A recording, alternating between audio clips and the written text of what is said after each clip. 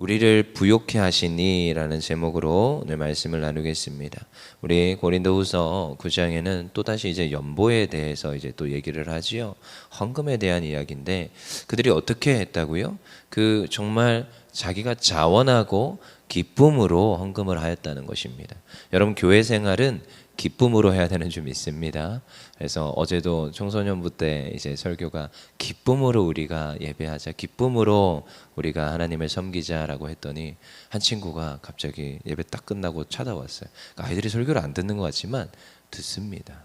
이제 저한테 찾아와서 제가 좀 기쁨이 없습니다 하면서 말하는 바가 뭐예요? 교회를 잠깐 뭐 이런 얘기를 하더라고요. 그래서 그건 아니다 하면서 이제 한참 이야기를 했는데 여러분 또 이제 그럼에도 불구하고 또 우리가 애쓰고 수고하고 또 몸부림치면서 그 단계를 거쳐 가야 되는 그 순간이 있어요. 하지만 궁극적으로는 우리가 기쁨으로 해야 되는 거예요. 사역에 기쁨이 있어야 됩니다. 정말로 기뻐해야 됩니다. 그래서 여호와의 이름을 영광 돌리는 것, 그로 말미암아 우리가 기뻐하는 것, 이것이 정말로 우리가 살아가는 제1의 목적, 하나님께서 우리를 이 땅에 보내어 주신 목적. 그러니까 연보도 어떻게 하는 거예요? 기쁨으로 하는 거예요. 마게도냐 교회들이 그들이 억지로 하지 않았습니다. 그들이 정말로 기쁨으로 이 모든 일에 참여했다는 거예요. 근데 어떻게 했어요? 3절에 보니까 시작 읽어볼게요. 내가 증언하노니 그들이 힘대로 할 뿐 아니라 힘에 지나도록 자원하였다는 거예요. 억지로 시키지도 않았습니다. 그렇지만 힘에 지나도록 자원하여서 하였다. 이것이 그 마게도냐 교회들이 하였다라는 거죠. 근데 여러분 참 사역을 하다 보면 지칠 때도 있고 힘들 때도 있고 때로는 이런 모든 것들을 감당할 때 좀 버겁다 라는 이런 이야기가 나올 수도 있지만 여러분 그것을 기쁨으로 감당할 수 있는 원리 중에 하나는 하나님의 은혜가 있을 때 가능합니다. 내가 하나님께 받은 은혜를 발견할 때 가능합니다. 누군가는 건강하게 교회를 오고 가면서 예배하고 기도하고 삽니다. 근데 그 사람은 이 건강이 하나님 주신 은혜라는 걸 깨닫지를 못하고 인지를 못합니다. 근데 누군가는 건강을 내가 받았음이 기쁨이고 이게 하나님께 받은 은혜임을 깨닫습니다. 은혜가 있으니까 어떤 일이 일어나느냐? 헌신이 나오고 자원함이 나오는 거예요. 저도 누군가에게 사역을 맡길 때 항상 고민합니다. 이분을 사역을 시켜서 이분의 헌신을 끌어낼 것인가? 근데 기쁨이 있어서 그 사역을 맡길 것인가? 근데요, 이렇게 사역합시다 했을 때 사역에 반응하고 들어와서 하나님의 일들을 섬기며 교회를 세워가는 사람들의 특징이 뭔지 아십니까? 은혜가 있을 때 가능합니다. 헬라어로 카리스라는 뜻인데 이 카리스는 직역을 하면 선물이라는 뜻입니다. 그러니까 하나님께 받은 선물이 있는 자가 그 기쁨과 자원함과 하나님께 헌신이 나오더라는 거예요. 또 이제 중심으로 또 들어가면 그게 또 결국 하나님의 사랑으로 연결되어지죠. 여러분 본질이 채워지지 않으면 교회에서 신앙생활하는 게 힘듭니다. 헌신이라는 게 힘듭니다. 제가 헌금 설교하는 게 아니라 고린도후서가 연보 이야기니까 제가 얘기를 하는 거예요. 근데 안 나오게 돼 있습니다. 하나님에 대한 그 은혜와 이 선물을 받았음이 내가 하나님에 대한 사랑이 없으면 이 자원함은 나올 수가 없습니다. 그러니까 제가 항상 접근하는 원리는 딱 하나입니다. 정말로 내가 하나님 앞에 바로 서 있는가? 내가 하나님을 사랑하는가? 내가 하나님께 받은 은혜를 발견하고 있는가? 여러분 감사 설교도 똑같지요. 감사. 여러분 내가 진짜 하나님께 받은 것에 감사하고 있는가? 내 자녀가 잘 되는 막 축복을 받습니다. 누군가는 그래 네가 똑똑해서야 라고 하지만 우리 신앙인들은 달라야 됩니다. 하나님께서 은혜 주셔서야 하나님께 영광 돌리자. 그래 하나님께서 내 자녀를 하나님 책임져 주고 계셔. 이러한 기도 제목과 감사가 그 이유가 날마다 우리에게 넘쳐야 됩니다. 그럼 어떤 일들이 일어나느냐? 지금 이 마게도냐 교회에서 있는 일들이 우리의 삶 속에서 일어납니다. 여러분 우리가 그 받은 은혜 중에 가장 큰 은혜가 무엇인지 아십니까? 우리가 구원받았다라는 거예요. 여러분 새생명 전도 축제하면서 금쪽 같은 이 새 생명들을 하나님께 올려드리자. 요즘 보니까 가족들이 많이 오는 것 같습니다. 보니까 실제적으로 새 가족들 중에 가족들 저 얼굴도 잘 몰랐는데 그 친구들도 오고 또 그리고 또 이렇게 가족들 아들이라면서 데리고 오고 언니라면서 데리고 오고 어제도 체육대회 때 누구 동생이라면서 데리고 오고 그러니까 가족들이 이렇게 초청을 하면서 그들로 하여금 내가 받은 그 구원의 은혜를 나눠주는 거예요. 예수님이 먼저 하셨어요. 이걸 먼저 발견하는 사람이 가능하게 돼 있습니다. 그래서 이 지금 바울이 마게도냐 교회에게 하는 말이 무엇이에요? 9절 읽어보겠습니다. 9절 시작. 우리 주 예수 그리스도의 은혜를 너희가 알거니와 부요하신 이로서 너희를 위하여 가난하게 되심은 그의 가난함으로 말미암아 너희를 부요하게 하려 하심이라. 부요하신 이에요. 원래가 모든 것을 가지신 분입니다. 여러분 하나님께 조금 더 드린다고 조금 헌신한다고 하나님 뭐 없는 분이 뭐 채워지고 이런 게 아닙니다. 그냥 다 하나님 겁니다. 사실 제가 요즘 청년들에게 늘 자주 하는 얘기가 10의 1조에 대해서 가르칩니다. 그냥 청소년 때부터 청년에 올라온 친구들은 다 잘합니다. 근데 그들은 사실 뭐 수입이 있는 친구들이 아닌데도 잘해요. 용돈 받은 거에서 10의 1조를 뗍니다. 자기 한 달 동안 생활비 받은 거에서 10의 1조를 뗍니다. 명절에 어디 가서 뭐 받아왔다고 생일에 누가 주셨다고 이번에 뭐 대학생 됐다고 줬다고 그런 것들에서 11조를 띱니다. 얼마나 기특한지 몰라요. 근데요 목사 입장에서는 그게 다 보입니다. 보입니다.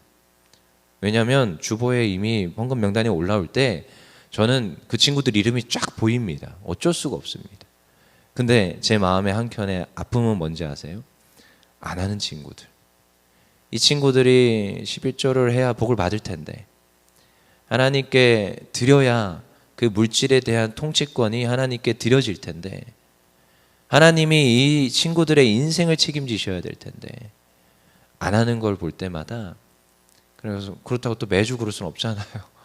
어쩌다가 한 번씩 얘기를 합니다. 친구들아 정말 하나님께 물질을 맡겨드릴 수 있어야 된다. 헌금하라는 게 아닙니다. 하나님께 드릴 수 있어야 된다. 그리고 하나님께 맡겨봐라. 어떻게 하나님이 너희들의 그 물질을 통치하시는지 하나님께 맡겨봐라. 그러면서 기다리고 있습니다. 늘 얘기를 하면서 조금씩 기다리는 거예요. 그게 억지로 되겠습니까? 그 안에 은혜를 발견하고 하나님에 대한 그 사랑이 채워져야 되는데 오늘 예수님이 그러셨다는 거예요. 나를 위해서 그 가진 것을 버리신 분, 저 하늘 보좌에서 내려오신 분, 십자가의 모진 고통을 받으시고 죽음의 저 나라까지 지옥까지 내려가시고 다시 부활하셔서 우리로 하여금 부요함을 더하신 분. 여러분 예물에 대한 원리는 은혜 없이는 말할 수가 없습니다. 내가 받은 은혜에 감사하는 자가 드릴 수 있는 거예요. 내가 받은 은혜에 예수님께 받은 그 은혜가 내 마음에 깊이 새겨진 자가 하나님께 드릴 수 있는 겁니다. 그래서 마게도냐 교회가 너무 잘하고 있다고 지금 칭찬하는 이 바울의 원리는 이렇습니다. 너희가 애쓰고 수고한 것을 하나님께 드리는 것, 자원함으로 힘써서, 아니요, 힘대로 할 뿐 아니라 힘에 지나도록 자원하여 드리는 것은 하나님께 받은 은혜를 아는 너희가 마땅히 하는 것이라는 거예요. 왜요? 내가 탕감받은 것이 더 크기 때문에 저들에게 흘려보내는 것은 어렵지 않다라는 것이에요. 여러분 그것을 위해서 우리가 애써서 가는 거예요. 그리고 우리가 읽지는 않았지만 뒤에 이제 그와 함께 하였던 디도라는 사역자가 나옵니다. 디도도 지금 마게도냐에 가서 그 연보를 받아다가 바울에게 전하는 역할을 하지만 그 디도가 어떠한 자라는 거예요? 우리 한번 읽어보겠습니다. 17절 시작. 그가 권함을 받고 더욱 간절함으로 자원하여 너희에게 나아갔다는 거예요. 그 디도도 어떤 자라는 거예요? 자원하고. 여러분 자원한다, 스스로 한다는 겁니다. 여러분 우리는 하나님께 헌신이 억지로가 아닙니다. 신앙생활이 억지로가 아닙니다. 여러분 구약에서 율법 하지요. 모세오경. 여러분 율법도 억지로 우리에게 지키라는 게 아닙니다. 우리로 하여금 자원하여서 드리는 거예요. 거기서 보면 전반절에는 하나님을 사랑하는 것, 후반절에는 이웃을 사랑하는 것. 이미 뭐 십계명에도 누차 얘기하지요. 근데 거기에서도 본질은 무엇인지 아십니까? 마음으로 드리는 겁니다. 마음으로. 우상을 숭배하지 마라. 하늘에 있는 것이나 땅에 있는 것이나 땅 아래 있는 것이나 모든 것을 섬기지 마라. 하나님 외에는 마음을 하나님께만 드리라는 거예요. 여러분, 우리가 하나님 앞에 헌신하는 것도 자원하는 것, 마음을 드리는 것, 이것이 너무 중요한 점이 있습니다. 그를 어떻게 평가합니까? 19절 읽어보겠습니다. 시작. 이뿐 아니라 그는 동일한 주의 영광과 우리의 원을 나타내기 위하여 여러 교회의 택함을 받아 우리가 맡은 은혜의 일로 우리와 동행하는 자라.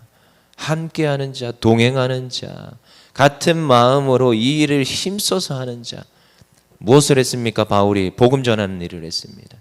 말씀 전하는 일을 했습니다. 여러분, 최근에 이제 아래에서 청소년들 유락제도 하고 막 노래 부르고 찬양하고, 어제도 체육대회 하고, 그러면서 또 찬양도 하고, 옆에 있는 한 친구, 우리 교회 안 다니는 친구예요. 너희도 내려와서 우리 지하에서 같이 수육 먹자라고 했더니, 저는 여기 교회 안 다니는데요 그러더라고요. 괜찮다, 와서 먹자. 그 대신 치우는 거 도와라. 공짜는 없다 세상에. 그랬더니 이 쓰는 칠판 들고 같이 나르고 또 열심히 또 고기 먹고 가더라고요. 근데 그 친구가 이런 말을 했어요. 내가 다니는 교회는 이렇게 운동장도 못 빌리는데, 이렇게 체육대회도 크게 못 하는데 이러더라고요. 그래도 그 교회 잘 섬겨라 라고 이제 얘기는 해줬지만, 여러분, 근데 우리가 이 모든 일을 할 때는요, 어떤 마음으로 해야 됩니까? 같은 마음으로 해야 됩니다. 우리가 같은 마음으로 애써서 함께 일을 하는 거예요. 바울의 동역자가 있었습니다. 동행하는 이들이 있었습니다. 디도에 대해서 어떻게 평가해요? 23절에 디도로 말하면 나의 동료요, 너희를 위한 나의 동역자요, 우리 형제들로 말하면 여러 교회의 사자들이요, 그리스도의 영광이니라. 그를 칭찬하는데, 여러분, 디도만 칭찬하는 게 아니라 마게도냐 교회도 똑같이 칭찬하는 거예요. 그들이 나의 동역자요, 그리스도의 영광이라. 여러분, 우리가 교회를 세워가는 것, 예물을 드리고 또한 헌신을 하고 사역을 하고, 때로는 내가 궁핍하고 내가 가난함에 처할지라도 흘려보내고 사람을 살리는 일, 이게 교회가 해야 될 일입니다. 본질입니다. 복음을 전하는 것, 생명을 살리는 것. 그래서 디도를 칭찬하지요. 그는 그리스도의 영광이라. 마게도냐 교회를 칭찬하지요. 이 교회가 주의 영광이라. 오늘 우리 율정교회가 이러한 말을 듣기를 원합니다.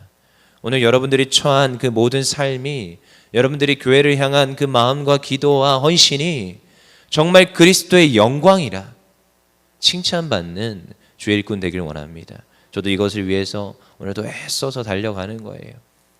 우리 모두가 이 길을 동행하며 함께 달려가는 줄 믿습니다. 우리 24절 읽고 마치겠습니다. 시작. 그러므로 너희는 여러 교회 앞에서 너희의 사랑과 너희에 대한 우리 자랑의 증거를 그들에게 보이라. 우리의 삶에서 나타내며 우리의 삶에서 실천하여서 그리스도의 영광 되는 주님의 성도들, 백성들 되기를 원합니다. 이 시간 기도하겠습니다.